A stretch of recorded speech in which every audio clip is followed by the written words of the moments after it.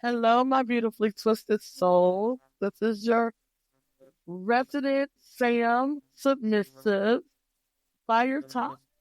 A few other roles wrapped up in there, as I usually say, Helia Firefly, and I am the owner and operator of Twisted Elegance of North Carolina. And we are here on our weekly podcast.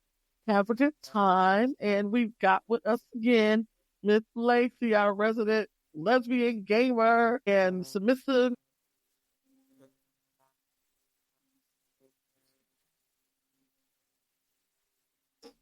And we also have with us tonight from Twisted Elegance, also Lady Sapphire. Hello. Uh-oh. Yes, she is a dom. She is an erotic poet, a screenwriter, and y'all have to come out to the anniversary dungeon in February and listen. She's going to be helping me host, and she's also going to be doing some of her erotic poetry. So we're excited about that. I'm excited to do is hello, all you wonderful people out there. Yay. All right. So tonight we are working on podcast number 3, number 4. Yeah. So here we got Lacey and Silly in the background here. Yes, so we are working on podcast number 4. I always tell you what the format is. We try to do a little bit of basic foundation work. We do a little bit of view work. So we try to do about 30. We always wind up going over the 30. Thanks to Lacey, because she just be egging stuff on.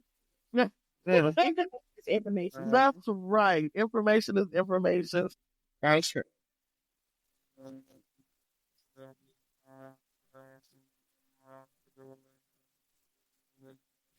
So tonight, just gonna kind of piggyback off of last week, and I think we're gonna go back over just a couple of follow-ups from the last podcast. So the question, when we were talking about BDSM, what's the favorite M word? Masochism.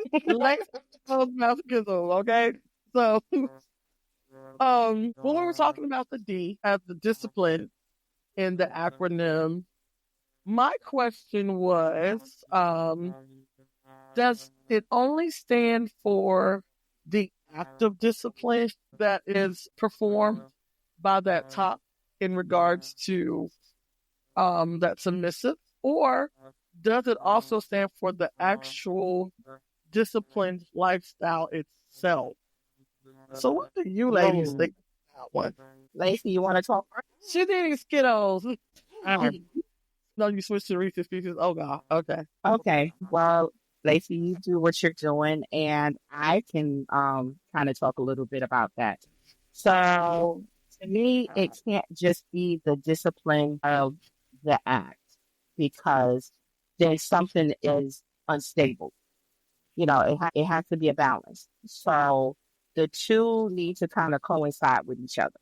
But again, that's, just my opinion. I have seen people that are very discipline oriented when it comes down to, a scene or, being the dominated person that they are. But after that is said and done, it's like everything else is kind of unstable. So I think it has to be a good mix of both. I have found that I personally cannot do one without the other. And again, it all ties into, mental health as well. So yeah, to me, my thing is yes, it has to be both. Absolutely. Oh, and Lady Sapphire is also going to be helping us with the mental health side and giving us some good mental health tips and all of that. We're laying foundation here, and I think I'm tired of saying foundation at every podcast like 300 times. Word of the year is foundation, y'all. Listen, you gotta do a podcast that but every time you say the word foundation, you have to Oh, take some no. drink of water, water. If we Yes. did that, we'd be podcasting for the rest of our lives because I think I say foundation like every other statement. I'm trying to reprogram my mind to say something else besides foundation. But definitely, I agree. Would you want to?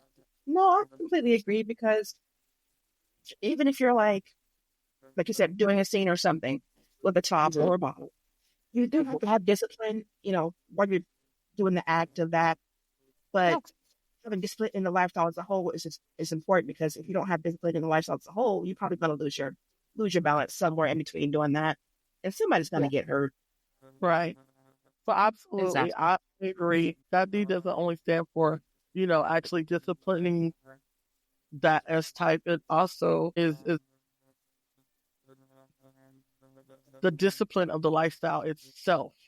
I think that's the thing that really kind of drew me to BDSM is because, again, I was taught old. So, Lacey's laughing at me like, yeah, you're old. Leave me alone. But and it was a very disciplined lifestyle. You had your rules, had your protocol. And I was so appreciative because I was I believe it was Exposed today, or was it yesterday, in the chat room. And one of the people in the chat room, they were posting, the protocol. And, one of the things they said, my favorite line, the foundations don't change. And that's the basic truth. What I said last week, you can have a foundation, you can take that foundation and you can build whatever you want from that foundation. I can lay a foundation, I can build a restaurant, I can lay a foundation, I can build an apartment building, a house, I can build whatever I want from that foundation. The important part is that foundation be solid. So that's why we're here. We're here to give you the groundwork. And you take that groundwork and you build whatever you want to build from there. Our purpose is just to make sure that it's solid, that you are knowledgeable. And, I think that's a lot of what we deal with. We're just not, the education's not there, the foundation's not there. So that's what we're here for. Yeah.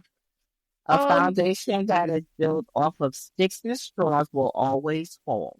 So, make sure you use concrete bricks. 3 little pigs. Taking it out here, y'all. 3 little pigs, yes. Yeah. So, another question. What justifies being a switch? Is it the same as someone just fulfilling a role for a certain time? Or does that person have to be one that fully operates on both sides of the slash equally?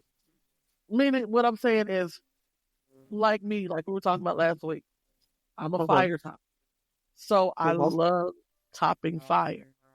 Yeah. But if you ask me to do that all the time, no, I won't want to. Like we were saying last week, there are some things as far as like impact, knife play. I'm being really I'm intrigued by knife play. I like to learn the top knife play. Probably. I'm not sure yet. But there's certain things like flogging. I love flogging. Because to me, flogging is the action of it. Seeing it done is very beautiful to me. So, would I want to top flogging? Absolutely. But I don't classify myself as a switch. I don't see myself being a nom. Because those are things, it's like, okay, I want to top for that time, and maybe 20 minutes later, I'm like, look, I had enough of this. What's the difference in a submissive who has top tendencies and they switch? Maybe a switch is 50-50. I have both tendencies in equal measure, and I can't see myself comfortable in being just one position or the other. Right. Gotcha. Yeah. Okay. Yeah. Well, what you think about that, Lady Sapphire? I tend to agree. When I was introduced into this, I was bottom, and I realized that, oh, wait a minute, hold on, this is no, this isn't me, but I realized, just from the person that I was with, that, hey, yeah, you can switch up. I can't switch up. I really can't switch up. So I think whenever you and your partner, your dynamic I think whatever you decide within your dynamic, then just be cool with that. If you and your partner, y'all switch, great. If, you switch and the other person is a dom or a bottom, great. Really, whatever is going to be comfortable for you and the person that you're with. I think it's a great thing. I wish I could switch. I really wish I could. I would love to experience that. But there's just that other part of me that is a little bit more overpowering. That's like, oh, heck no. So, but I love to see, people who say, I'm a switch. I think that is dope because you have the respect for both sides. You honor Right. both sides of it. So it's a beautiful thing to me. Right. Right. Switches are basically peanut butter jelly sandwiches. That's Peanut butter. it. That's a great combination. As you get for I say dominants are and tops are peanut butter. They're sticky, they're firm in their knowledge. You got submissive jelly they can go with the flow pretty easy. Then you got switches who peanut butter jelly sandwich. There you go. There Yep. you go. That was from the mind of a little. What can we Love say? it. Love it. What? I like that. Peanut butter jelly sandwich. Okay, that's cute. Okay, so I guess I understand. I Right. totally agree with it.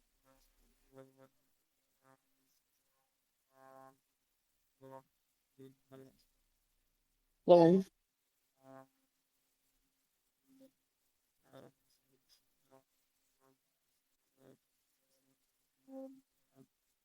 I remember you were asking me, is it a certain person or is it something that I haven't figured it out. I will honestly say, spank my hand. I did not sit down and really think about it. So no, I did not do my self work this week. With top tendencies. Okay, I can take that. It's like a person being, a regular dominant or like a sub with little tendencies. Like those tendencies that we talk about. Yeah, somebody told me today I've got little tendencies because I like stitch. So we'll talk about that later. I guess it also goes with the next question I was asked was about choosing roles. So I think it kind of goes again with the same thing, what we were just saying. Because on last week, and I think we say consistently that even with learning roles coming in, you find a little bit of yourself in everything. Like as a dominant, there may be, you can go through every role and find a little piece of yourself. Exactly. And as a submissive, because breakthrough, it may be a little bit of a switch in me because I can find stuff on the dominant side. Because I told you I got that little sadistic little angel back here in the back of my head, and I think I can be a little bit sadistic. I mean, there's some impact, like I said last week, that I don't really want to do. So back to what we were saying.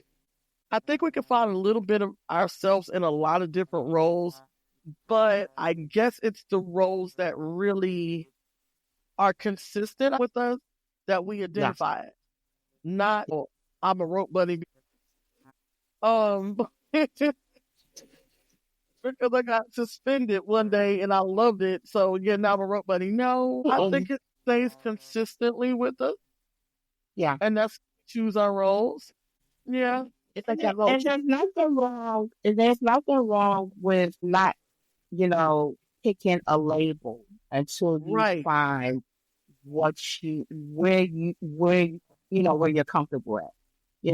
I've known people that come straight into this. It's like, oh, well, I'm this. And I'm like, okay, how long have you been practicing? What do you like? I don't know yet. Mm-hmm. Well, take some classes on both. Educate yourself on everything. See what you like and then say, I'm such and such. Because a label or a title doesn't mean anything until you actually put the work in on whichever one it is. But learn everything because I like people that are multifaceted. Like just learn everything. Even if you don't practice everything, still learn about it. I tell anybody I'm still learning. I'm I'm still learning everything that I can, just absorb all of the knowledge, because then you'll be well rounded in whatever type you decide that you are. You're like, this is me, and boom, there you go. So learn it all. I'm all for it. Right. Learn all the roles, because at the same time you're learning them, you're, discovering things about yourself. To me, that's a good way to work on your own safety, because as submissive, we say, oh, it's the dominant's responsibility to take care of us. But also, to me, it's also our responsibility to look out for ourselves as well. Same with dominance. We kind of overlook dominance because, oh, they're supposed to be in charge. I'm a big advocate for that submissive taking care of her dominant as well, or taking care of his dominant as well. So yeah, I agree with that. important. It has to be equal responsibility. It's a partnership. It's a partnership. No matter how you ever really want to look at it, it is a partnership, and everybody has responsibilities within that partnership. So, easiest thing is, you don't want to fall for any okie dokes. So, make sure knowledge is power. Right. That way you learn from people who are within the dynamics that you want to be in. Learn from everybody, especially those who have been in it forever, because then you're prepared when you, let's say, as a bottom, that you're going through that vetting process. You are prepared. You already know. And if you get a red flag and your antennas go up, okay, now this ain't the person for me. You've already said it yourself. So it's everybody's responsibility to have knowledge. Just put your life in the hands of somebody else, and things can happen, unfortunately. So, yeah. I want to put a warning on that. She's not saying go out here, jump head first in and experience all this as many roles as you possibly can. Yeah. Put a warning. What do we call that? Yes. And how about Don Frenzy? Same thing. I think did we talk about? No, we didn't talk about that. We'll talk about that one too down the line. Sub frenzy, just because you're learning everything and everything gets exciting. And I was saying last week, how do you learn your roles? How do you find where you fit in? Experiment. Yes, experiment, but don't take everything and just run and rip and just go crazy with everything. The lifestyle is a buffet. Don't overdo it. Yeah, absolutely. Because it's what's my favorite line? This is a volatile lifestyle. You're not just talking about physically, you're talking about mentally. We deal with people as a whole, and a lot of people don't understand it. It's not just we sit here and we play and go home. A lot of things that happen in BDSM are mental. Even your central play and things like that plays on your mind. You have a lot of people that are into mind play. You have a lot of people that are into degradation and humiliation. Yeah. Oh, you were waiting for it. See how it coming. A lot of, and if your mindset is not in the right space, if your head space isn't good, you can literally take degradation and humiliation to another level where it literally consumes you, because you you can't filter out that this is a keep for me versus I'm being called to this stuff and this is what I really am.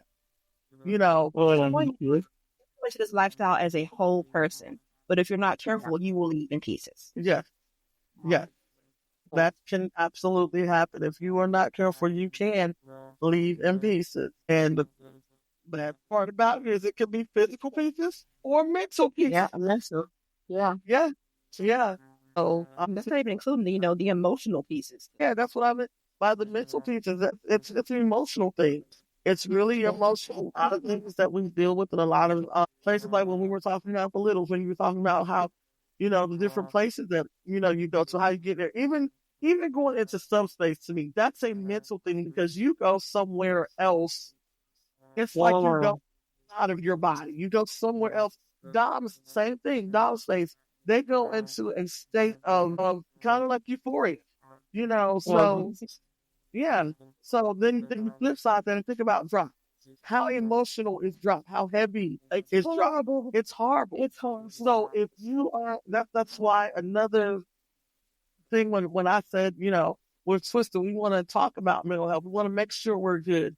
Because if we're not checking in on ourselves and each other, then these are things that can really take toll on us.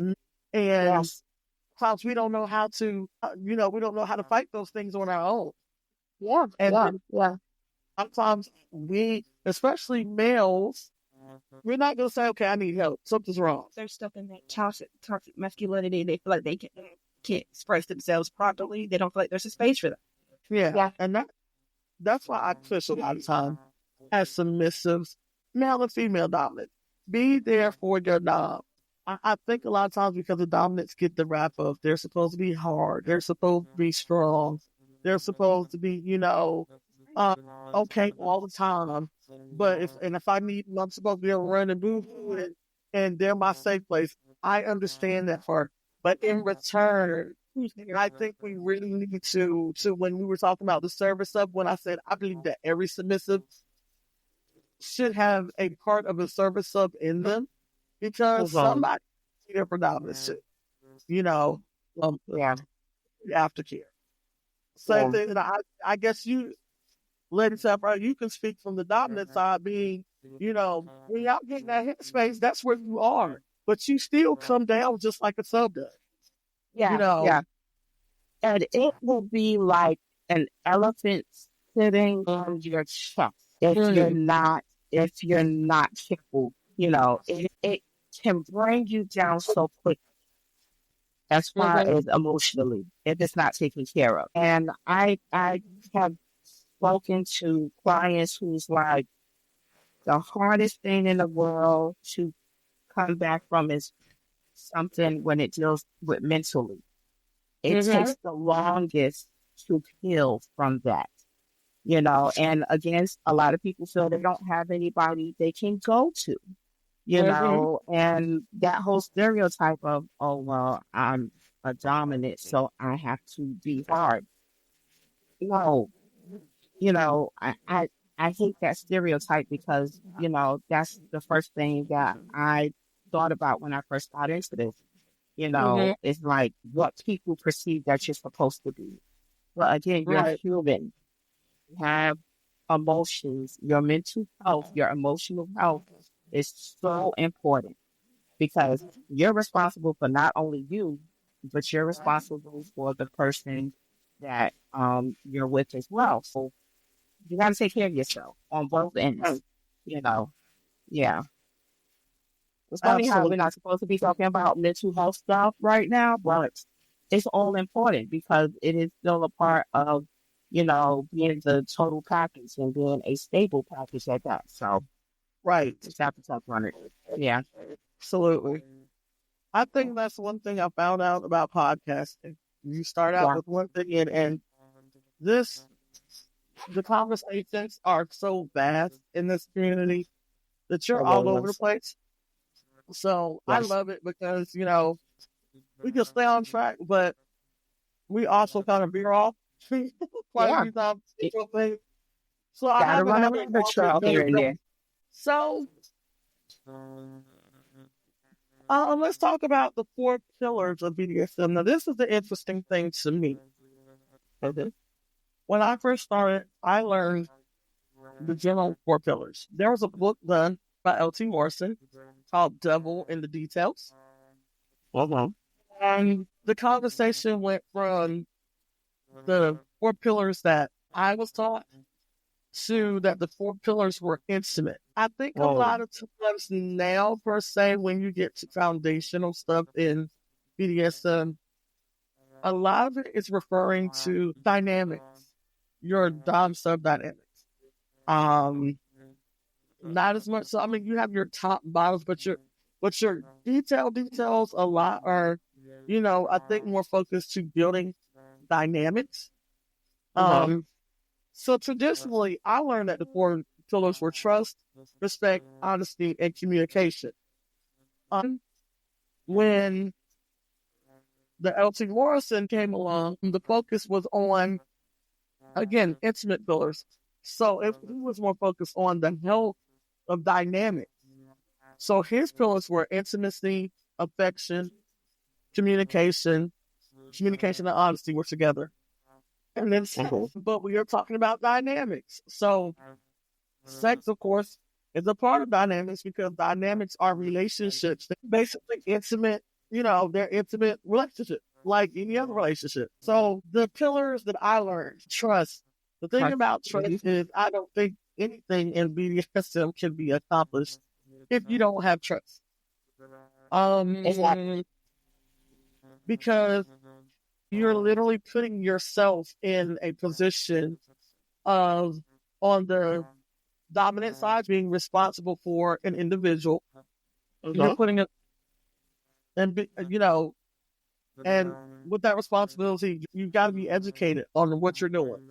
You've got to be, well versed in any type of skill that you're claiming to have, whether it's, your fire play, your flogging, anything like that. You have to be very considerate of that S type's emotions, their feelings, things like that. We have drops. We have different things that go on.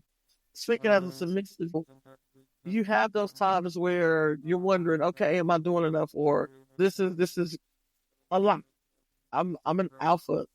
So outside of a dynamic, I have to be an alpha personality because I'm in control of things. So that's the, if you want to say, luxury to me of a dynamic of being a submissive. That's what my solace is. I don't have to be in control. I don't have to make decisions. Yeah, and that's what trust let your hair down. Yes, I can let my hair down. That's my grounding point, where everything outside of that I find relief from. And so I think as a dominant, that dominant has to be very aware of things like that, of how that submissive needs, that time, or what the needs of that submissive are. There's a lot of responsibility that comes from being a dominant, and same thing with submissive side. There's a lot of responsibility that comes with being a submissive, which we don't think there is, but there is. Along with that idea of trust, it's not something that you have when you first meet the person. It takes time to build that relationship where that trust is. As a dom, you have to know yourself. You have to be very aware of where they are. Let's say in the scene, you have to be very aware of, are they zoning out? Okay, what do I need to do? So all of that comes along with time. It takes time to learn someone. It takes time to, be able to let your hair down so you can trust. So it takes time. It's not something that's, I met this person and I've already been vetted into it and boom, there it is. Trust takes time. Don't rush any of the process. Trust the process. Yeah, time. Trust the process. Now, because nothing is cookie cutter, there's always a different view. So I understand that trust isn't off the bat. So for me, I guess I'm a little off the grid in regular life and in the community, in the lifestyle. Feel as though when I approach people, I don't know them, I give you a certain amount of trust. Just not full trust. I give you a certain amount of trust. My thing is, what you do with that trust depends on you. Either you can build that trust or you can break that trust. I think building on the trust in this arena comes with me finding out how knowledgeable you are about things. I ask all the hard questions. I tell people all the time, if you don't want the hard questions asked, don't talk to me. Because I'm going to ask the hard questions. I have a very, very blunt, and I'm working on it. I'm trying to soften up a little bit. But I can be very blunt because I'm going to ask questions. If I ask you as a dom, you've been doing this for What type of dom are you? I really had dominants be like, what? What do you mean? And I'm like, huh? Red flag for me? Like, okay. And some people like, you are so hard. I'm like, no, I'm not hard, but these are things I want to know because here we go. I give you a certain amount of trust. So that trust starts when I sit down and talk to you. You start building or breaking that trust. So we have this conversation because if you can't tell me what type of dom you are, you already start knocking some of the bricks down, Why do you want a dynamic? Why do you want a submissive? Where do you see your dynamic going? I'm picking and I'm asking questions.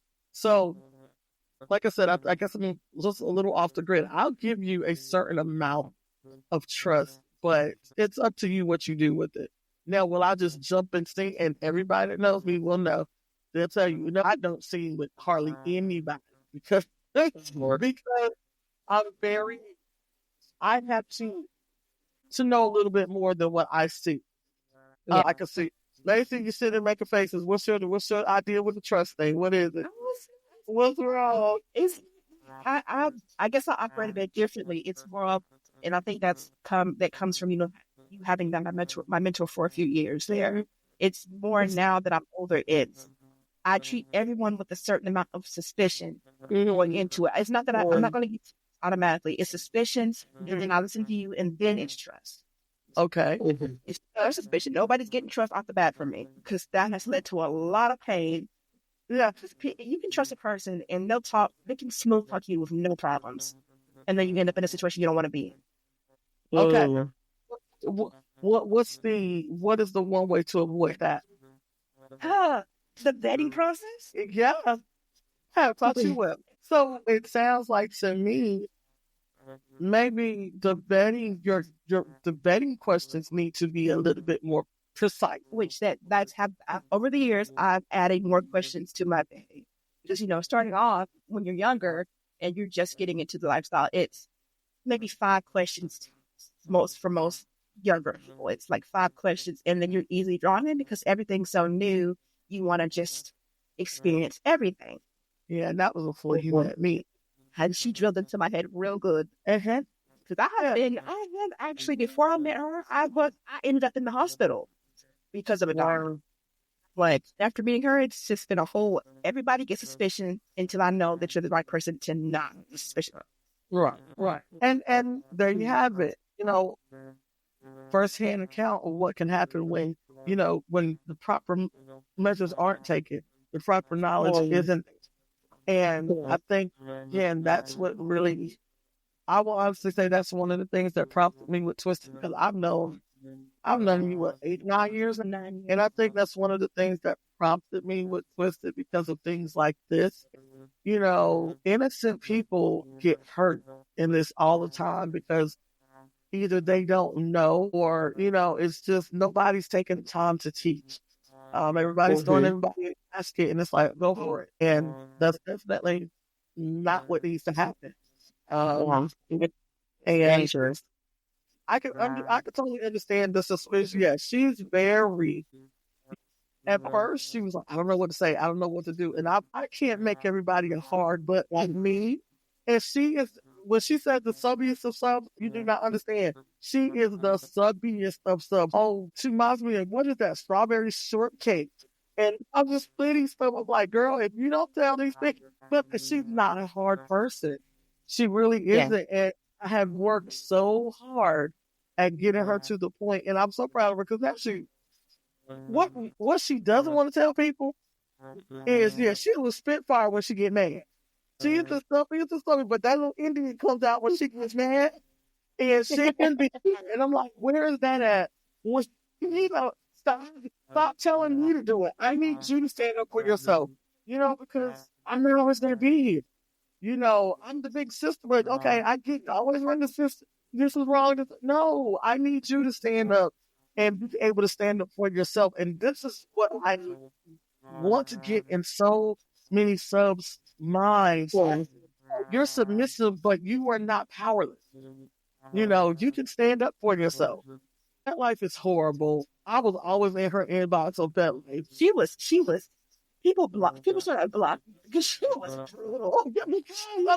Okay, she is a lesbian, and she has that said on her. profile letters. in bold letters. Yeah. I think in words. You know what I mean? And she was continually getting messages from men. And she would tell them in a sweet little way, I'm not interested in, and they would continually just Trying to bogart. yes. Yeah. And you know, she's an attractive female. She has a little picture and she has that little baby looking thing, and you know, she goes into her little space and she has her pictures. So of course, yeah, oh baby girl, this and that, and it would make her so mad. And I'm like, so if you're that mad, why don't you say something? And then she'd be like, I'm not interested. Blah, blah, blah. And then they would keep on messaging, and she was like, and she would always be, oh my, about to leave me alone. So I would like go in as her, and just I would have just big dog. Look, I'm not interested. I asked you to stop, and then she wasn't a blocker. I'm like, just block. But then she had come back under another profile and keep doing it, and I'm like, you got the same pictures, dude. We know what she do, you know. So then those are the ones you got to get kind of ugly with. Look, she said stop. But As a like starting off back then, like you said, I do have my fiery portion of my personality. You do. And probably a lot of subs find that protecting ourselves is not so easy, but protecting other people is another thing. Oh, yeah. Because anytime I've ever been fiery for any reason, it's always been due to protecting another person. Right. That is definitely the truth. So I get that. Because now you say the wrong thing to me, she like a bulldog. She get ready to jump on you. I'm a cat. No, I'm claw skippity. Okay, she didn't take your skippity paps, y'all. I did not know what skippity paps was. That's why you know what skippity paps are. Huh? Lacey, would you say where you are right now as far as, you know, just kind of like being suspect, you know, people being suspect until you trust them? Is this, you know, maybe this is your defense mechanism, the start of it, until, you know, people really get on you and then you're protective of other people. But, you know, it sounds like, you know, where we talk about trust the process, it sounds like that is a portion of your process. I think it's, you know, it seems like it. I'm nowhere near expert on it, but you're protective of other people, and you have the other side. You just don't tap into being the hellfire too often. It sounds like, as far as for yourself, right? Not at all for myself. I'm okay with that. Yeah. Okay. Oh. Yeah. So she started taking up for herself, which is a good thing. And it's what we've been talking about from the beginning. It's called evolution. You know, we all in this. Like my style is full of Pokemon, y'all. Oh God, Pokemon. We're Pokemon, basically. Oh, we all go through an evolution. We really do. We start off as these little basic Pokemon. We don't know anything but the bare basics, and then we evolve into something more complex. Yeah. And here we have our resident. I'm a nerd. Oh Lord, come on. That's the gamer coming out. I'm a gamer. Nothing wrong with that at all. Nothing wrong with that at all. I think she's the baby of the group anyway. I think she's the one in it. Even if I'm not, I'm still the youngest mentally. So Yeah, you are. Oh yeah, that's good. Trust, the major thing here. It's easy to lose trust. oh, absolutely. It's easy to have lost at all. Absolutely. The question is if trust is lost, it's just like anything else. I wonder, you know, when trust is lost in a dynamic, is it possible to get back, or does it depend on what happened? On what happened? There's this whole like line in Lady Gaga's music video with Beyonce. Trust is like a mirror. You can fix it when it's broken, but you can still see the crack in that reflection. So you're still going to be like, what happened? If it's a serious betrayal, and you can, you know, probably sit down through counseling or something like that and work through it, you're still going to have that in the back of your mind, because you may forgive, but you're not going to forget. Right. So it depends. And it's very hard. It's very hard to, you have to like really work on it. Like hard work. You know, like it's definitely hard to come back for. It is back from. It's it's not a straight and narrow. It's not a straight way. There's curves and twists and turns. You go through thorns. You go through. It's a journey. It's a journey. Right. Some people, can go back to having a hopefully stable relationship and the trust is back there, but you got to put in the work on it. Right.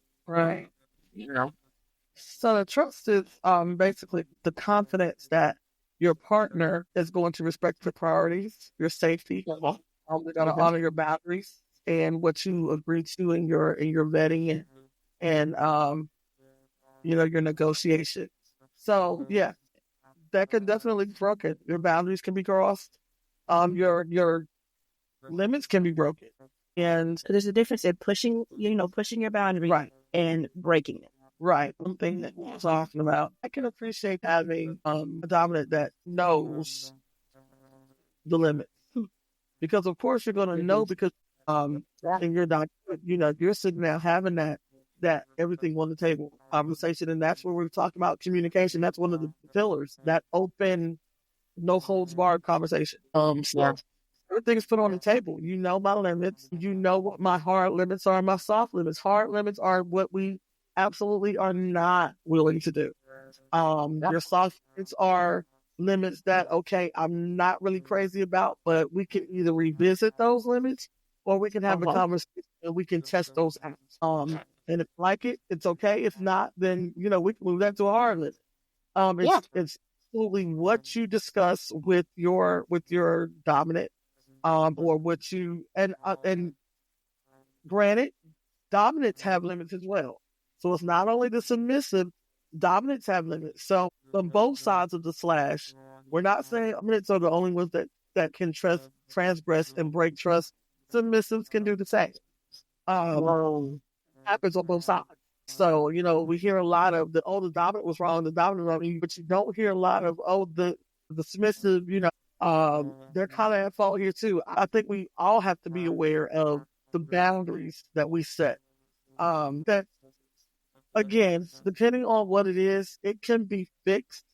A lot of people say anything can be fixed, but like you said, Lacey, you still won't see the crack. I mean, I'm not gonna go as far as say anything can be fixed, because some things can be unforgivable. And there's understandable. Yeah. I'm not gonna, put out there to the younger people that, go ahead and put this out there that stuff can be broken, and you're not required to fix it. You do not have to stay there with them and fix it. It's not a requirement. You can leave if you need to. So there you go. That's what I'm trying to say. When I say anything can be fixed, it can be fixed. You know how it can be fixed? Because if it's something that exactly, if it's something that has totally shattered your trust, then do not stay. You fix it how? You leave, you move on. And I tell people all the time, if you see red flags, don't wait until it gets bad. So that flag turns black. Right. Before you leave. There's nothing wrong with leaving. There's nothing wrong with it's a missing friend. Can we table it? Can we sit down and have a conversation? I'm not comfortable in this, or I'm not comfortable doing certain things. Same difference with a dominant. There's nothing wrong with that dominant sitting down and say, well, hey, let's revisit some of these things here, because I'm saying some things that, are throwing up flags to me, and if you can't have that conversation, that's a red flag. Time to go. Yeah. If you sit down and have that conversation and you can't come to an agreement within that conversation, then that conversation might need to go to, well, is this what we really need to be doing with each other? Maybe we're not in the right dynamic with each other. So the second pillar is respect. This is what it is. It all ties that together. Exactly. The foundation of what this is, your pillars, it all ties in together. Respect. Yep. How do you gain respect in the community? How do you gain respect in the community? Mm-hmm. You communicate. You be honest. With who you are, what you do, and you work on building trust within your community. Everything under the pillars are connected in some form or fashion or way.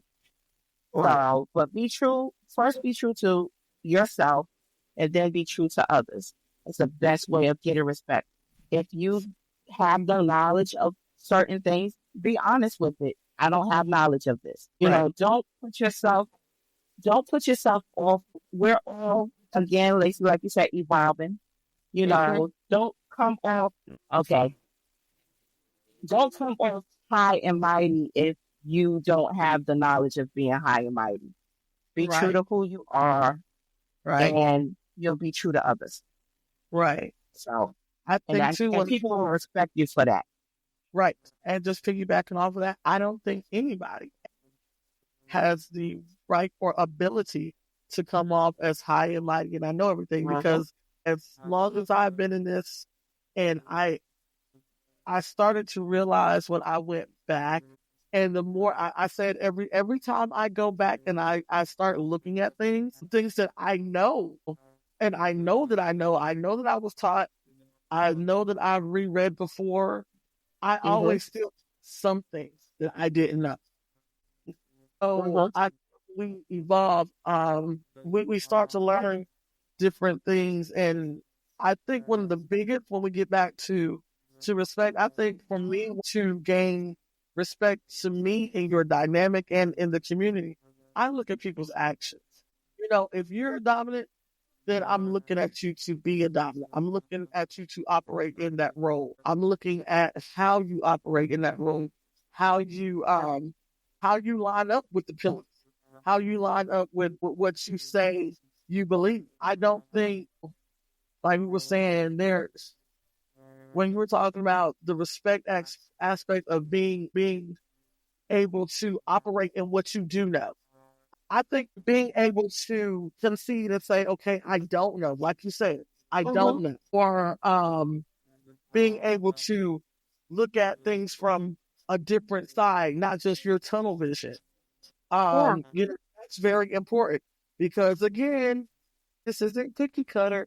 So because I learned one thing, and this is something that I've been learning and I've been really reminding myself for years now, you know, it can be done different ways. But we have to be open enough to accept and say, okay, well, let me look at it from your side. Okay, I get that. I see that. All right, that I can agree. Now, if it's something that's agreeable and you can see it and it's there, it's tangible, then yeah. Because if you're going to tell me one thing is one way, then one thing my dad always told me, because my dad was a pastor, so he would tell the congregation all the time, if I'm up here preaching something and I can't show it to you in the word, don't believe it. Don't take my word. So I've always adopted that same concept. If I'm teaching you something or I'm educating you on something and I'm sitting here telling you, do not hesitate. If you want to know where it came from, hey, where'd that come from? Can you give me your reference where you got that from? And I'm going to be able to find and show you where I got it from.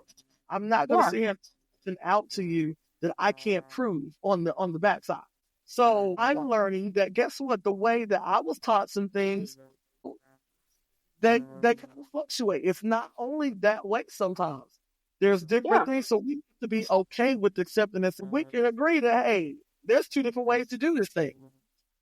Exactly. To me, that gains a lot of respect from me, because then that's showing me that you're open to learning. You're open to other ideas. It's just going to be what I say it is, and that's it. Because we can't get this lifestyle. We cannot. You can't. Yeah. You and can't. that's why I said anything we say here is from experience or our opinions or what we've read. So to me, that's a big respect thing for me. When you can honestly say that, hey, you know what? It's not only my way. And open to other people's points of views. I love it because that's respect.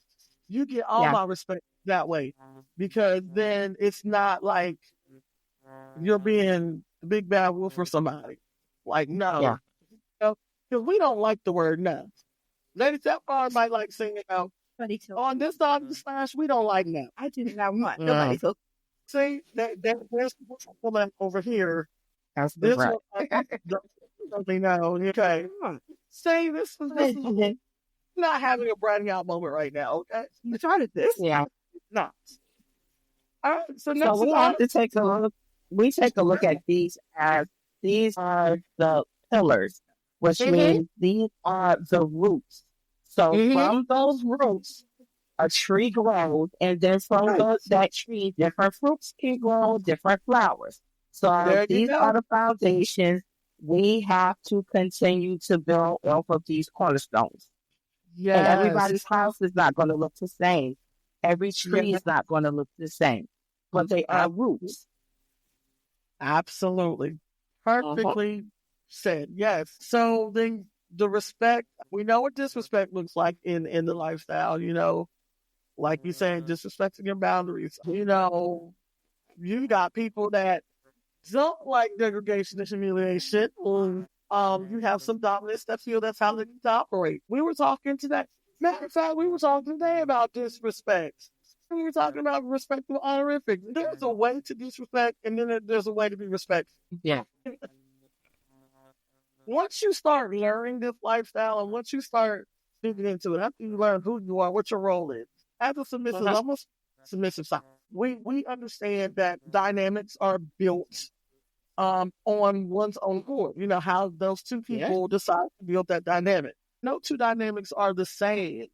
Exactly. We were talking about honorifics today, and honorifics, if you don't know what that is how we address our S types or our D types. So that would be your submissive, saying yes sir, yes ma'am, madam, addressing the S type as baby girl or sub or whatever role they or whatever role they subs have. Yes. So what's really important that I learned today when it comes to honorifics, the conversation was on, well, when do we use them? When do we not, who we use them with and things like that. There was several viewpoints that came out. I personally, and I was taught, in the beginning, and when I got into a dynamic, both times, honorifics were just for my dynamic. If honorifics in the community outside of that, it was with someone that my dominant had gave me permission. It's okay to address them as sir, ma'am, because these were individuals that were proven. Again, respect.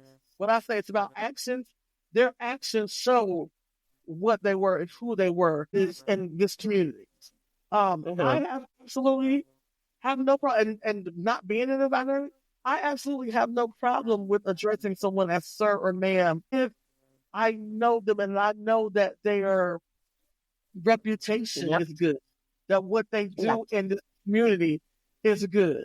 I have no problem with that. But if I do not know you, do not get it twisted when I say, no, I do not use honorifics with you. That does not mean I disrespect you.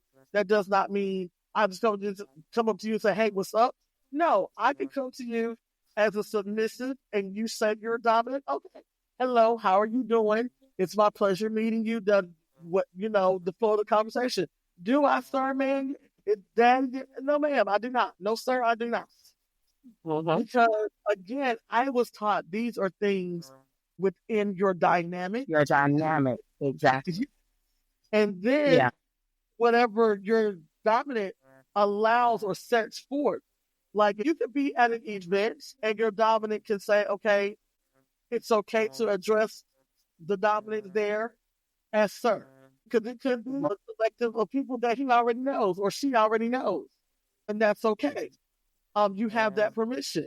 And then there's been times it's like, well, I'm not sure, so you be respectful, but you not have to address them as sir, ma'am. And to me, I've even had dominants say that that's disrespectful. You're not my submissive, so why are you addressing me like that? And I was going to say, if you're in a dynamic and you don't have permission to call somebody, if you're in a dynamic and you don't have permission to say, hello, Mr. Sapphire, it's nice to meet you. No, you don't have permission from within your own dynamics to do that. So, universal rules should just be, like you said, hello, it's very nice to meet you, and leave it alone. It's kind of like the idea of I'm not going to, if you don't know the person, you're not going to assume their role just because they are, let's say, dressed a certain way. You're not going to assume and then be wrong with how what title you give them. So I think universal rule is don't do it. If you're in a dynamic and have permission, great. But if you're not in the dynamic, why do you have to? You're still being courteous by saying hello, how are you? It's very nice to meet you. You're being pleasant just because you don't say, yeah. Just because I see somebody who may have a stethoscope on, I'm not going to say, hey, doctor. I don't know if you're a doctor. You could be a nurse. I don't know. Absolutely. Yeah. And then on the flip side of it, the conversation was, well, in the lifestyle, or in the community, the common consensus is that you greet with the honorific until that person says different. I've never heard that happen before because, again, I've been with dungeons and stuff, and honestly, as a sub, I would be highly offended if some random sub came up and said, hello, mistress, to my mistress, because, like, like, where did you come from? I can see that. Right. She's not wrong. And, you know, like, spit in the face of that dynamic because it took a while to earn that honorific. Right. Why would you just out of the blue? Right. And I get it. But again, people run the dynamics the way that I think my biggest concern is to not put it in a person's head that it has to be done this way. Like, speaking from the little side of this, because littles can be very emotional about this, because there's a strong attachment between your caregiver or your big. Can you imagine being a little and you're the only little, you're your mommy or your daddy's only little, and this random person comes and says, "Hi, mommy. Hi, daddy." No. So you just have to feel, because a lot of littles do not want to share. It is already hard enough to find a big as is. Right. And now you got some running around just buffeting everybody's dog. Like, this is like taste testing everybody's dynamic because you're putting everybody's honorific in your mouth. Right. Without committing to it. Right. Oh gosh. It's hitting all the cake without the rings. Right. Right. Mm-hmm. Yeah. Right. We respect each other. We respect people in their relative places. But to me, respect in the community is respect as a whole, a general respect. It falls under the category of consent as well, because not everybody will consent to you using their honorific. Because that can be very intimate. That's true too. Wow. Yeah. Yeah. I never That's the reason why you just don't meet somebody and say, sir, ma'am. That's the reason why you don't just say that when you first meet someone. Yes, that is a great point. Yes. You can have a respectful conversation without having to use an honorific, because it's just a regular everyday conversation. Right. Right. Exactly. Oh, that was it's not like you went up to the person and say, hey, dog, what's going on with you? What's popping? It's not like you're doing that. You're being very pleasant. Right. Professional and respectful in your conversation with them without having to use an honorific. Right. And again, when we have these conversations, like we said, everything isn't cookie cutter. Not everyone does things the same. So we got to be able to have these conversations and be open to these conversations and not feel like disrespect is there or people are losing respect because, they're not agreeing. There's a lot of things in this lifestyle that we won't agree with because we do things differently. But it needs to be open. Okay, I understand it can be done this way, but I'm more comfortable building my dynamic this way. I'm going to say that personally, and this may be the little slightly bratty side of me, everybody's opinion is an opinion. And everybody, it's like an asshole. Everybody has one. But it doesn't necessarily mean that your opinion is valid. Because I'm sorry, if you're an idiot and you out here saying stuff that is not true, and you know it's not true, and it's not supported by nothing, or then shut it. Because again, you have younger people out here who are joining the lifestyle and they get astray easily. Yes, you're right. It can be led astray. There's a lot of that are coming into this now, and they don't know, and they can easily strength, because if you say it's right, if you have people that are coming into this and that's all they know, that's all they saw. Yeah. So you have a lot of people coming in, they don't have the education. Then you have new people that are coming in on top of that, and they're supposedly being led by these people that aren't educated because they came in on some fluke of a movie. So, by the way, they came in with that movie was crazy. Yeah, it's okay to sit down and listen to other opinions. I have learned so many different aspects of different things that you just think, okay, it's like this, that's black and white. But I've had people come and they're like, this is how I do it, or this is how I've experienced it. And it's been like, you know what? Wow, I never thought about it that way. That's a whole part of respect as well. You're respecting people's views and how they do things. So we definitely build respect, respecting our boundaries, respecting the autonomy of our partners. Can it be regained if it's lost? It all depends. Like we said about trust, same thing. Honesty, trust and honesty kind of go hand in hand with me. How do you know if your partner is being honest with you? I don't know. You got to trust them, I think. Yeah. Trust that they're telling you the truth. Trust that they're being open with you. I think we respect them enough to give them grace with that trust. Yeah. Question what you say. Unless you give me a reason to, I'm going to, you're doing what needs to be done. I'm trusting that you are being faithful or whatever to that dynamic until you give me a reason not to trust you. So, you are also trusting that they are honestly communicating with you and they're open to letting you know what's going on with them. And they're also open to receiving what you say. So again, everything ties right in together. Absolutely. That's the next one. That's our communication. And then also back with honesty, you got to make sure you're being honest with yourself too. You got to be honest about what you want, what you need. Yes. And that's one thing that when we talk about learning yourself, learning why you're here. Because in the beginning, when I came into this, I'm talking from my experiences.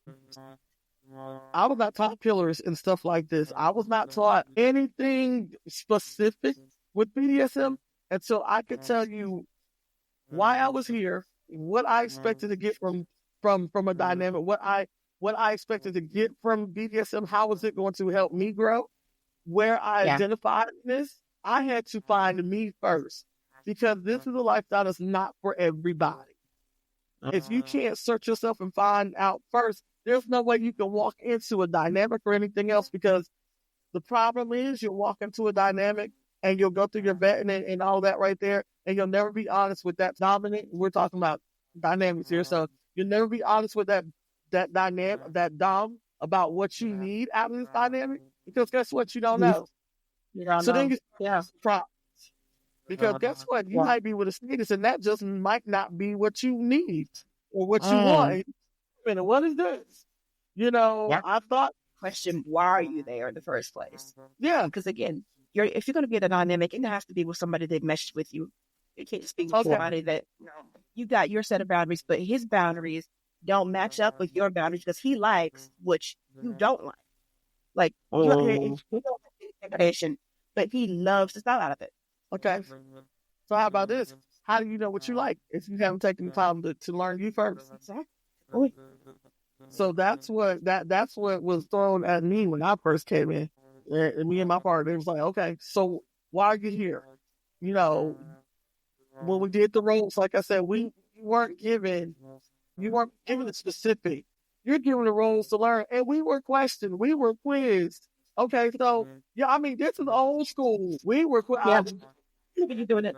We were quizzed on what is this role? What does it entail? This and that, a third. What is it? And then, especially when we got into the foundation, the pillars and stuff, so I'm like, look, I'm not in school.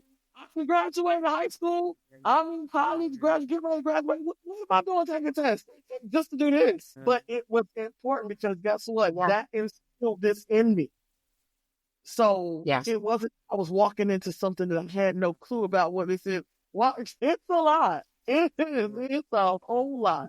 And we're continuing to learn. And then, like Lady Sapphire said the communication. Absolutely. That's our fourth pillar, that communication. You have to make sure your communication is clear and concise. How clear and concise communication goes back to what? You need to be honest with yourself with what you need, what you want, and what this is to you, so you can communicate that with your partner. So then that way, you're in a fulfilling dynamic. Because not being in a fulfilling dynamic it can suck. I mean, really, it can. It just feels like you're there. You're just kind of stuck. Exactly. And a lot of people didn't even get out. It leads to resentment with your parties. Exactly. And then that's when you have little bratting sessions. That's where you have your topping from the bottom because you really don't want to be here. So you're going to try to manipulate, make this the way I want to make it because I'm not happy here. And you feel like, and all this stuff right here. So, go ahead. So it's safe to say, before you just jump into a dynamic, to learn yourself first. Because you have to be open with your feelings. You have to be open with how you are as a person. You have to be open with how you're going to be in this dynamic. So learn yourself before you jump into a dynamic. Learn yourself. I'm not in a dynamic right now because, you know, even me as being a dom, I am still learning myself. There are certain things that before I even want to be in a dynamic that I still know I have to heal from.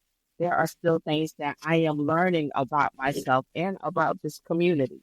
So learn yourself first.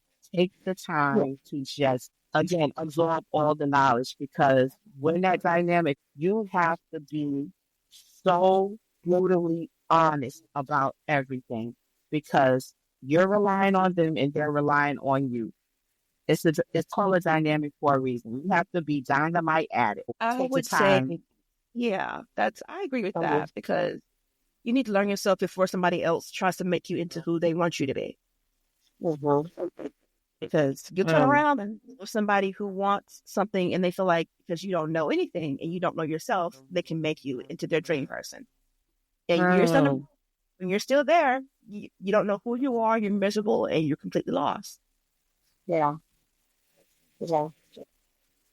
And that can lead to a lot of emotional scarring in this lifestyle.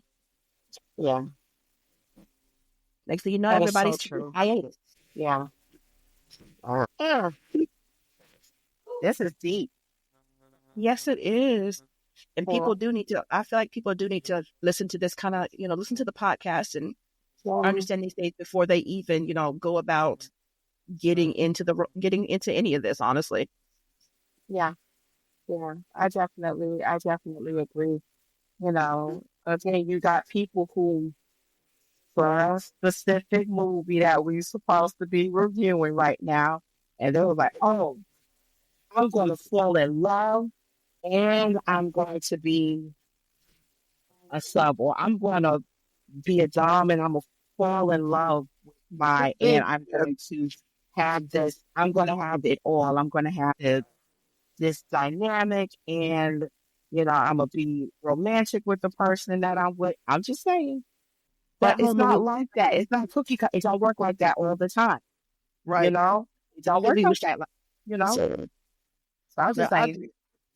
I loved the love story behind it. Not me. There was I must be one of the few people that believe that Christian and Anthony had no chemistry. Like it was had this taken place in real life, there was absolutely no chemistry. It was, I want this, and this. And we're going to talk about that. We're going to talk about it. Hold on. We're going to talk about that. We're really going to talk about that. Okay.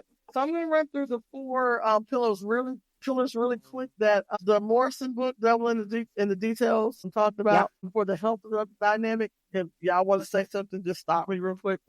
So with the help of the dynamic, he said the four pillars are intimacy, affection, communication, honesty, and sex. So it's saying how often is intimacy looked at in a dynamic. Long story short, I mean, it really depends on the dynamic. You do have dynamics that are not sex-based. We'll talk about that in a second. But But a lot of times in dynamics, you will find that there is intimacy. We were talking about that being between top and bottom scening and being in an actual dynamic, a dominant submissive dynamic, because there is chemistry there. There is a bond there. There's a relationship there. So you do have intimacy. A lot of people, they have negative connotations that come out about tops or about bottoms because they don't understand they're in a top and bottom scene versus being in a dynamic, and you don't get the same thing because there is no intimacy there. There's no affection there. So that was the first pillar. Then the explanation of intimacy versus affection to a newbie. I kind of think they run one and the same. And I feel like affection goes hand in hand with intimacy due to the fact that affection is the ways you express your intimacy. Mm-hmm. You can't really have intimacy without affection. Right. Yeah. So Webster's, Oxford, and Webster, all together, says that affection is a gentle feeling of fondness or liking. Okay, so I'm just going to start saying I'm fond of people. I'm fond of people. And it's close familiarity or friendship, closeness, the intimacy between a husband and wife. To me, they run one and the same. Just your mushy feelings, that you have for each other. I know. So yeah, that to me. So do you find that in the top and bottom situation with a pickup play? No. Now I think maybe it could be there if you become like partners. You might not be in a specific dynamic, but if it's somebody that you top with all the time, then you may slight connection there. Yeah, I think right. You may, because what we do is intimate. I mean, it's erotic, it's sensual, so you do have that. I mean, that differs from, just having the scene the one time. Right. Because it's not like you're not in a dynamic with them. They don't know you from down the street. Right. So again, the example of dynamics that are not sex-based, because as we say, BDSM is not, quit flinging your hands, BDSM is not sex-based, but in dynamics, it is a part of dynamics, but not all dynamics. So there's actually dominant that play with their subs but do not have sex with them. What about your sapiosexual dynamics? Their connection is mental, not physical. Pickup play, top and bottoms, your play sessions. The focus is a lot on the erotic, the senses, things like that, but it's not sexual. And like I was saying, that's where a lot of sometimes some of the negative connotations come about, that you hear about good subs or good dominance. And you'd be like, what, really? Because you have somebody that expected a dynamic type of situation, but you're only top and bottom scene. So that intimacy is not there. Now, as we said last week, if we're all grown, if you negotiate with that top or bottom to have a sexual relationship afterwards, then that's on you guys. But in most, that's where the communication comes in. Right. Negotiations, exactly. But in normal top and bottom situations, that's not there. So that there's many forms of play that do not involve sex. Secure face up. So let me see. Y'all want to? Okay. So we keep whacking all that to next time, because I think we're working on like an hour and a half. Yeah, that should be a whole podcast itself, because that along with consent is a lot. Right. Okay. So next podcast, ladies, we will do RAC, SSC, CCC, print, vetting, and consent. We'll do some red flag. So that's real quick. Jump on our favorite movie. Yes. So I've enjoyed this. This has been fun. So, yay. 50 Shades of Grey is a bad BDSM example. Why? 50 Shades of Terror. That is. Okay. So agree or not agree? Because we all, I mean, I know we've all seen it. I read the books. I don't know if you guys read. Okay, I I love love the books. books. Yeah. There's no, I don't feel like there's a great or disagree. It's just flat out not a good representation. It's not. It's no. I'm getting ready to ask if you. Christian is a stalker. Yes. If it was normal every day, yes. This was another movie and he was doing this in real life. That is stalking. Call the police. What's some examples of Christian stalking? When Did you showing up? he showed up at her? Yes. Just show out of nowhere. No phone call. Nothing. Just there. Just leering menacingly from around the corner. Oh, when she got drunk at this and he just popped up. He was right there. He knew where she was. Do what? He knew where she was. She didn't have to say where the woman was. He knew where she was. How about when she went home to visit her mom? Yeah. He just showed up. Now, I think he was very overbearing. I really think that he was. I think, and it goes to something else where we said another red flag. He was isolating. He wanted to isolate her from her friends and family. I think his isolating was, he was always there. My thing is, Every time with the mama. yeah. Why did you show up? I'm with my mom. You got mad because I said I was going to visit my mom. And yes, I'm talking to you on the phone, and all of a sudden you're asking me, You're there. another drink, and you pop up. And you just looking around like, where are you? Asking you nothing, and then you just pop up. honestly, that kind of thing. It's like you would expect him to send pictures of what you're doing because that's that creepy. Yeah. And then when he takes her away from her mom, and I love the glider thing.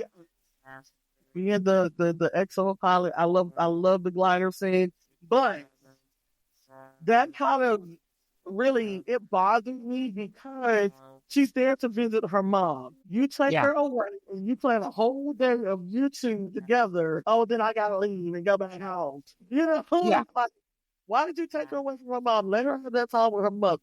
So I think it's just healthy boundaries, honestly. Right. So I think that was the part of that other red flag. Isolation. He was trying to isolate her. But I felt pretty bad for him, honestly. Like I felt bad for her, but also felt bad for him because, looking back at his own history, he was a traumatized, in a traumatized sub situation himself. So it was the older woman. Time to heal. But you do realize in the movie in the book they did come to the understanding that he really was not traumatized the way he thought he was. Yeah. He wasn't even to say this. Yeah. And it's like he started to think that he was. I mean, he just never, my thing is he never took time, like we're talking about, he never took time to find himself. Right. And it was just he was messed up in the head. He needed a chocolate time. So do you think, Sam, do you think that his dominatrix person, and we don't even know she was really a dom, but she groomed him? That's what I was ready to say. She wasn't a dom. I don't think she was a dom. I think she was a groomer. Honestly, yes. That's what I was getting ready to say. Is that like what we were talking about when you have someone that has gone through something, and you have this person that takes notice of this, and they jump on it and go from there. So she literally, because if you notice in all the movies, she always told him, "You're not what you want." He groomed this person to be against his mother, and he thinks that he has this problem with his mom. So every submissive that he gets looks like his mom in this picture. So she looked at her and she said, "Look at her. They look nothing like your mom." But this is what he was groomed to think. This is the conversation that, and the craziest thing was she was close to the family, so she knew that was not what his mother was. This is just the whole him being completely. He wasn't mentally stable. I'm sorry. There was no mental. I think he needed a chocolate across the head. No, I think he might have been mentally stable.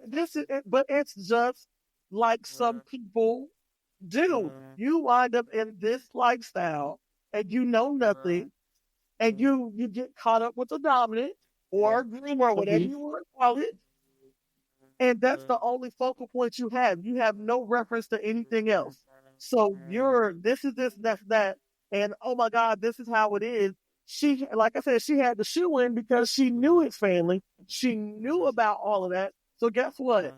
That's how I can get you. What her point was, I'm not sure. I don't know whether she thought he was going to be with her. She probably thought he was going to be with her because she did, it seemed like she had an attraction to him. Yeah, So she probably thought he was going to be with her and she was going to be his everything. Because she did exactly what he did everything that she isolated him. Right. Yeah. Because she was also infused in his business. They had a business together. So it just wasn't a dynamic of, okay, this was the woman I was with and we had relations, but she was infused into every aspect of him. Friends with his mother. Yes. Her business partners. He's her confidant. No, she's his confidant. So she was just like, I'm almost there. As you heard, I think it was said that she didn't have a husband anymore. So she was just biding her time. But didn't her husband leave because of Christian? I believe it was because of Christian that her husband left, didn't he? It was just unhealthy as a whole. Like, yes. It seems like to me, she took on an abstract mommy kind of thing with him, which was kind of weird because his whole supposed traumatizing force that was his mom. But it seemed like if you read or even if you look at the movies, she was more of a nurturer to him. It's kind of like mental incest. I'm not gonna lie. It kind of got to mental incest at that point because she basically replaced his mother. Yeah, but she was in love with this boy. It's just that was the tree. It was a wreath. Oh, she said a wreath. It was a wreath. All right, so how about this one? Non-consent. She took Anna back to the hotel when she was drunk. We know what we call that nowadays. What? R word. So we call that because she while you're drunk. I'm sorry.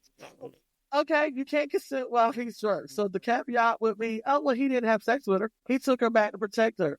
But she was not able to consent. Protect who? My thing is, he took her back to protect. Who's going to protect her from him? Well, I guess he felt at the time he didn't need to. And the thing with that is she was not, but was she by? No, she wasn't by herself. She was with Kate. She was with, he could have said, Kate, take me home. Listen, she's drunk. Let me get y'all home. He didn't have to take her back to his place. He could have called her hotel thing. Yeah. But I know the movie.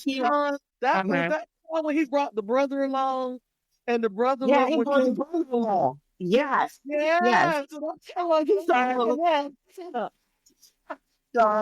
had the brother be a distraction. Yes. And she went with the brother and Anna went with him. Yeah. And the crazy thing is nobody questioned where they were going because he had money. He was he's Christian Grey. My thing is, if they trailer parents and Christian Grey was not rich, what would people think? Right. Mm-hmm. There's no a different situation. Basically stalks you the way he stalked Anastasia. Right. And in the movie, he kind of just gives her a contract and look over this, read it, sign it, or whatever. She didn't know anything. Well, no. He did give her the MacBook, and he did tell her to look up anything she didn't understand. And she had questions. She could ask. So let's talk about research. Let's talk about that part. So remember, she looked over everything. Remember, she sent him that text. It's been nice knowing you. Yes. Yeah. And he just showed up. Yes, mode again. Why are you just showing up if somebody is basically telling you, no, sir, it's been nice knowing you? So that goes to the next one, where we say he threatened her how many times? Because to me, just what you said, when I tell you, okay, it's nice knowing you, I don't, I'm basically saying I don't want to do this, and you show up, to me, as a man, if you show up out of the blue when I tell you I don't want to deal with you anymore, whether I'm joking or not, I'm getting the mate. To me, that's like you come to manhandle me or something. I mean, it's like, exactly. Why are you showing up because I told you no? And that's the whole thing. it's been nice knowing you is basically saying no. So if you are an actual dom and you have in that vetting process, you have someone saying no, even no matter how they say it, even if they say nice knowing you, why are you pursuing on?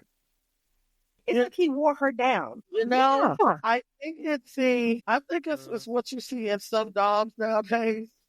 I want something, I see it, and I'm gonna get it no matter what, which is absolutely wrong. I think that's absolutely it. Yeah. Because, you know, that is taking away to me, that's really taking away a person's ability to choose. Right. It's like you're picking them in a corner. Yeah. And then looking at the situation of what it is, she knew nothing about BDSM. To me, I really think she went through a period of sub frenzy. Because remember, and here we go, as another red flag, sex was used as a weapon. She liked the sexual part of it. But the rest wasn't. But anything that she was not, happy, what did he do? They had sex. But then, and then here's another red flag: no concern for her emotional or mental well-being. So you move me in, or you bring me home with you, but you don't. After everything, where's the aftercare? That's what I would have. What And sleep with me. Go ahead. And not only that, she was inexperienced. She was a virgin. So her first encounter. I didn't think about that one. So that was all her first. Yeah. All her first. And then, okay, granted, he softened up some when he let, when he would sleep with her. When I had this conversation, I heard, somebody said, well, he was going through his own traumas. And that's why, I guess it rubbed off on the way he treated her. As a person with trauma, I will always say, your trauma does not excuse the way you treat somebody else. Right. And he was out here. He was out here bad. And I think it was a very bad portrayal. But I think what the consensus of the movie was, it was saying, okay, he had these traumas, but he found somebody that healed him. But this person that healed him knew nothing about what this was. I thought she got process. He did a lot of stuff that could cause mental damage. I agree with that. I agree that he did a lot of things. Like, your healing is not anyone else's responsibility but yours. And I understand it could have been that he didn't know how to express to her that he was, because now we'll discuss other movies too, but further down in the books of the movie, when he started opening up to her and explaining why things were the way they were, I think she became more connected to him and understood. But my biggest problem is he still continued to be that stalker. He still continued to have no respect for her emotions. Look how many times he left her. Look at when she got pregnant. Okay, this is the whole one of the movies down the line, but because you don't want a kid, you literally walked out on your wife. You get like they were married then. You walked out on her. She had no idea where you were, nothing, because you felt you weren't ready to be a dad because of what you went through. So even in that, look, you would say, oh, that's relationship stuff, but guess what? A dynamic is a relationship. Relationship, exactly.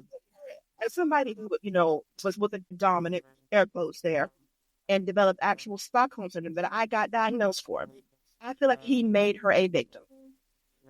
Because there was, like, he used her emotions, her very youthful, naive emotions against her constantly, consistently. If she didn't do anything that he wanted, he found a way to make her do what he wanted. Yeah. Because if you think about towards the end of the last movie, when she said, I need to experience why you do this.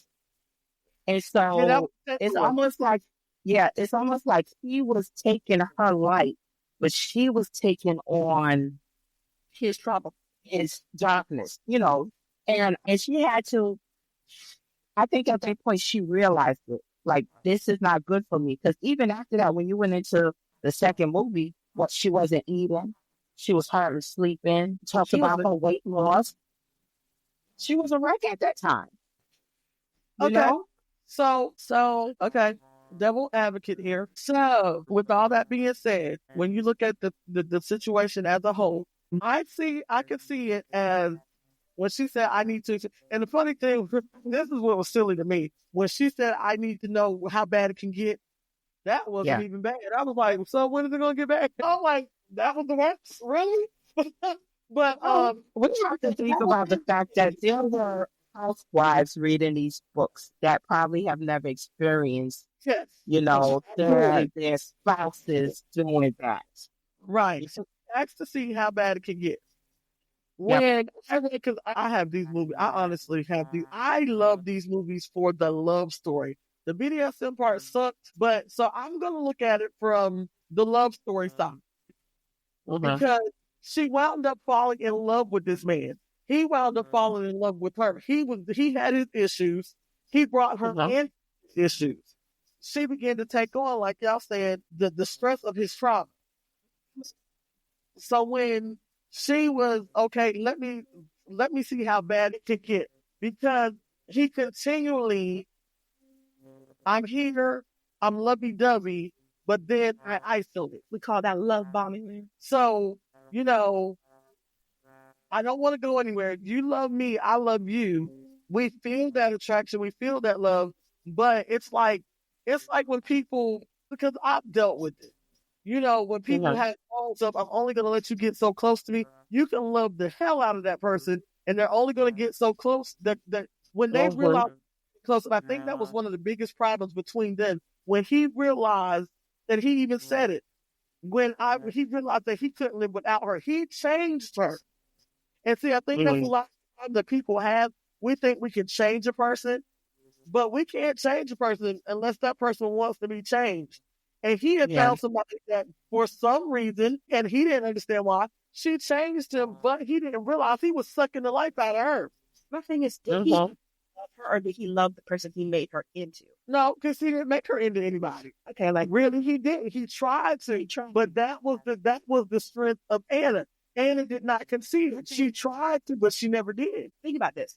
Had she not met Christian, do you truly think the person she was before, before Christian, before she took on his trauma, had she not met him, would they have ended up together, their personality-wise? I don't think they would have. No, because that wasn't something that she was even involved in. She knew nothing about it. He just so happy. He's a grown man who could have fixed his own trauma because he was rich. He could have paid well. Okay, but everybody. But that ain't a therapist. He was seeing a therapist. Yeah, he was, because they mentioned it in the movie and in the book. So he was, what kind of therapist he was saying, but he was in therapy. And remember how many times that what was her name? Whatever her name was. She kept asking, well, did you talk to the therapist? What did your therapist say? But his therapist wasn't helping. Why was the therapist not helping? Because that's when he realized he was in love with Anna. He did not understand love because he didn't. And remember, he said that he didn't get that from his mom. So all of the negative things that were happening was because of what was instilled in him by that crazy lady. The chick, and showed him something different. And so I think what did it with him is the ones that were before Anna, they went with the flow. They didn't question him. So they didn't ask him, well, why can't we do this? They didn't ask him, well, tell me about your past. They didn't ask no questions. They just kind of went with the flow. So Anna was different. She was the one that's like, well, why this? And I think it too, if you go back and remember all the ones before him were females that she had found for him. I think a lot of them were already submissive. He ran into Anna when Anna fell into his office because she had to do the interview for Kate. Yeah. So that was just so happy. That's why she kept telling Anna, you're not what he wants. You're not his type. But she was choosing right. She didn't choose that one. Right, and she didn't choose that one. So he went about it like he did the other ones, but he stumbled across something that, okay, what is love? She does something to me. He quieted him.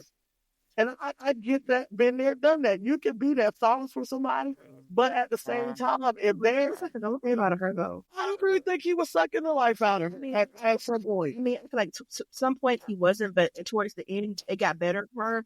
But there are a lot of times where she just looked like she was just dying. I think that was because they were in love with each other. Oh, my gosh. And she didn't understand.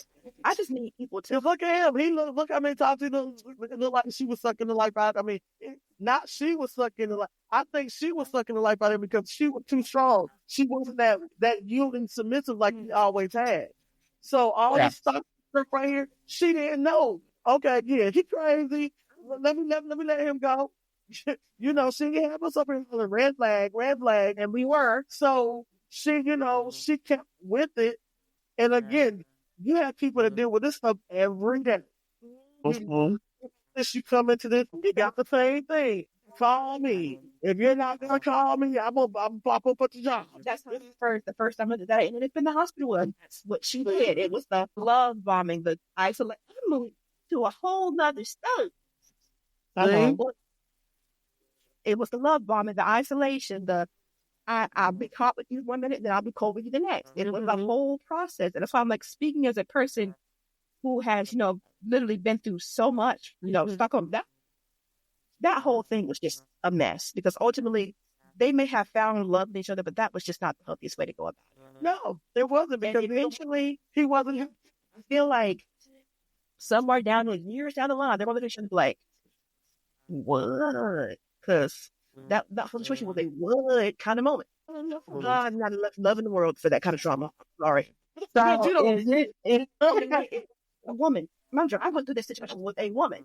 There's not enough love in the world. What? Besides, I can see that, but then too, I can see it from that side because he healed, and she worked. You take something. And I can tell this is my experience. When you put in a lot of work with a person that you find out is really traumatized, they got stuff that they deal with that they don't tell you about that really dictate certain things in their life, and it's traumatizing or whatever for them. When you put in a lot of time with that person and a lot of just healing and effort into that person, and they finally get to a breaking point and they heal, that's like the biggest bond in the world. You don't let that person go. I don't care. It's crazy, but you can say, yeah, that person can probably turn the earth over and smash it on your head, and you're gonna forgive them. Yeah, I've been there. Yeah, we've been there together. And so, I mean, when you put that time and effort into somebody, it's kind of hard to just say you don't want to end. But and you got this fictitious story because it always doesn't happen like that. We don't. You say all the time, and I guess from a therapist's point of view, Lady Sapphire, you can attest to. We say a lot of times, don't sit here and keep putting your time and energy into stuff like that because you want to get hurt. That's a common mistake we all make in our everyday relationships and sometimes in BDSM relationships. You can mold a sub in your dynamic. You choose your dynamic. But if it's not truly what that sub is or who that sub is, you can't make that sub vice versa dominant. You can't make that dominant what you want them to be. So Shane's taught us a whole lot. 50 Shades, we now that we've called red flags, go back and watch the movie. Go back and read the book. You will see.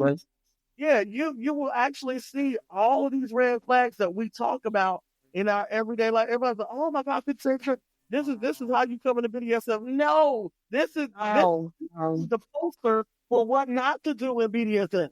Look, I want us to watch and go The Ring of O.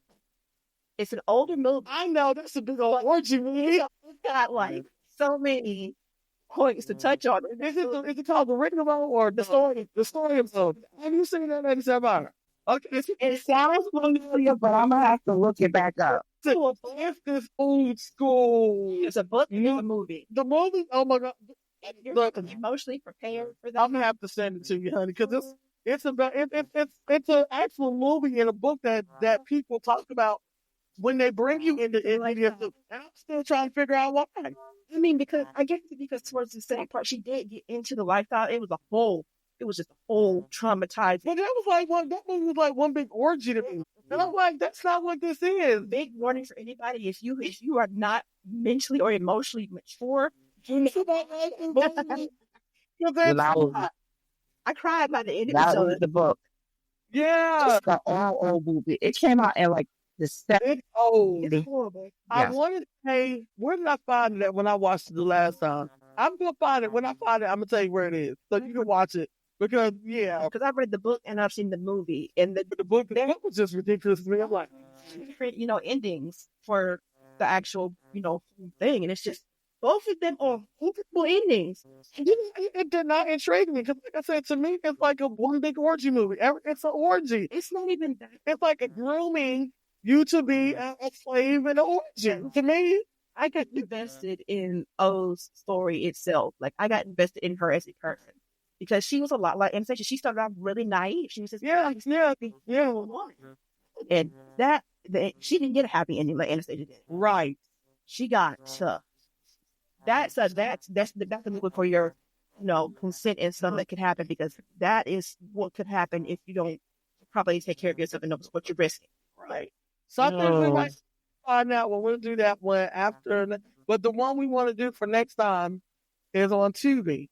It's called Safe Word. Is it bad acting? It's Tubi. It's a very, very negative way to be introduced to BDSM, put it that way. I'm gonna watch it. The people of color cast. Oh man. It's quite interesting, but yeah, that's one you got to be ready for too. It's just like, what? So really? one movie we get, it is still a bad movie. Really? Yeah. The one movie we get. You know why we're doing this? You know why we're doing this? Because you don't know how many people come into the lifestyle because they watch this stuff. And exactly. And they think that's all it's about. No, I had a guy in the inbox, so I can be your Christian friend. No, you cannot. No, you cannot. Well, I told you. So yeah, we want to reach out and watch Safe Word on Tubi, because we're going to look. We were sitting. What was the show? What was it? Siskel and Ebert, when they used to review the movie. Yes, we are on the table. We are the critics. We're going to show you what not to believe in these movies. Let's dive into this. Yes, let's dive into this. You'll see things differently. Yes. Right. Absolutely. I have enjoyed this, as I always say. I do appreciate you guys listening in. I appreciate you, two wonderful people, just helping bring the dream of Twisted into fruition. Again, we've had with us tonight Lady Sapphire. She's a resident Doms here in Twisted. And we've got Miss we've got little Lacey over here looking at me like, what you getting ready to say?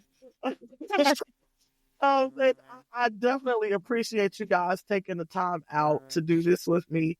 This was fun. It is. We have so much fun. So now look, and it's educational. I said it's fun. So now we know who to start napping to do this with us. It's like conversation. Yeah, conversation with spice. Sprinkle. Right. We're giving you the work, but we're making it fun. We didn't touch on any of you work for the week. I mean, just you work for this week and just take what we said and apply it to yourself.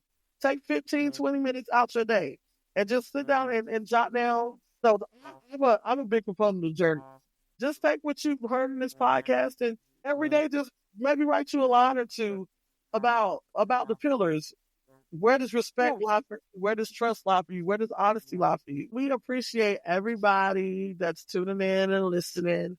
We are Twisted Elegance of North Carolina. We are on Facebook. We have a Facebook group. You can find us under Twisted Elegance.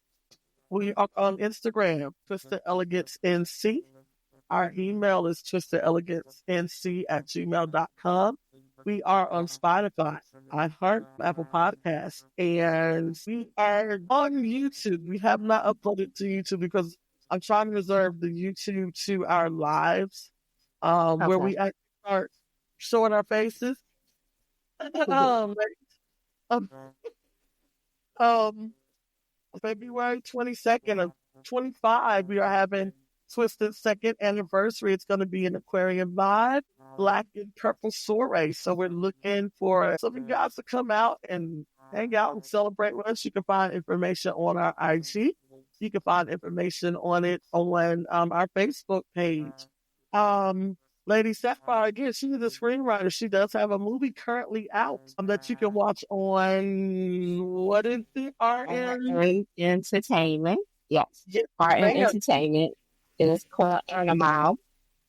Yes. Anything else? Working on a second movie at the moment, and just writing, and enjoying life. Absolutely. And doing her erotic poetry. Come out and check out her erotic poetry. We are working on trying to move the Discord. It's pretty much up and running. Once we get everything fabulous, y'all. So we're doing that so we can kind of move away from Facebook chat and kind of have our own server. We'll have our rooms and for dominance and submissives and different things.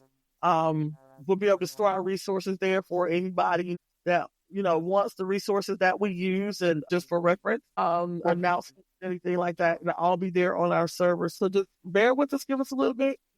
Twisted is growing. Twisted is coming back. We'll be too. We invite you guys to grow with us. Yes. Wait for the craze. Yes, we'll see you guys next week. And again, I appreciate these ladies for doing this with me tonight. And I hope you guys enjoyed them as much as I did. We are Twisted Elegance of North Carolina. Enjoy your night and make sure you stay twisted.